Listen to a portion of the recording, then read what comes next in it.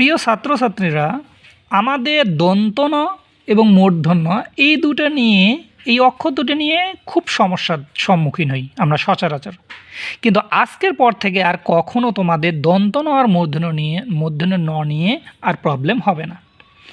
দেখো, কখন দন্ত ন বসবে এবং কখন মূর্ধন্য ন বসবে এইটা নিয়ে আমরা আজকে সম্পূর্ণ সমাধান করব।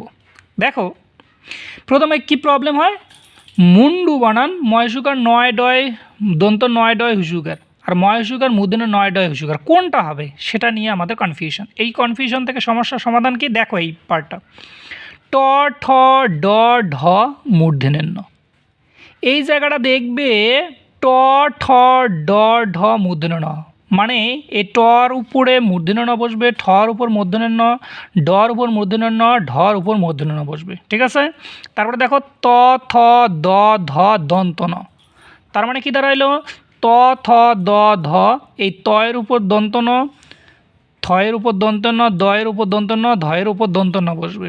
কিন্তু কখনোই এই ট ঠ ডয়ের উপর দন্ত ন বসবে না এবং কখনোই ত থ দ ধয়ের উপর মূর্ধন্য ন বসবে না। তাহলে কী হবে দেখো একবার, মুন্ডু মুন্ডু ময়সুকার নয় ডয় হুসুকার ময়সুকার নয় ডয় হুসুকার। দেখো এইখানে ড আছে, তাহলে এটা কী হবে, দন্ত ন হবে না মূর্ধন্য ন হবে? এটা নিশ্চয়ই কি মূর্ধন্য ন হবে, তাহলে এটা ঠিক, এটা ভুল।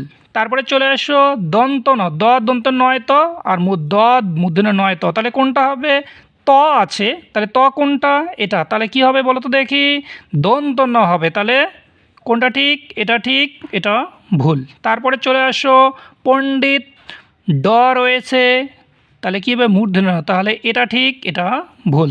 তারপরে দেখো কী হবে, চিন্তা, চয় হিসিকার নয় তয় একা, চয় হিসিকার মূর্ধন্য নয় তয় একা, তাহলে কী হবে, তয়ের উপর দন্ত ন, তাহলে এটা হবে, এটা ভুল।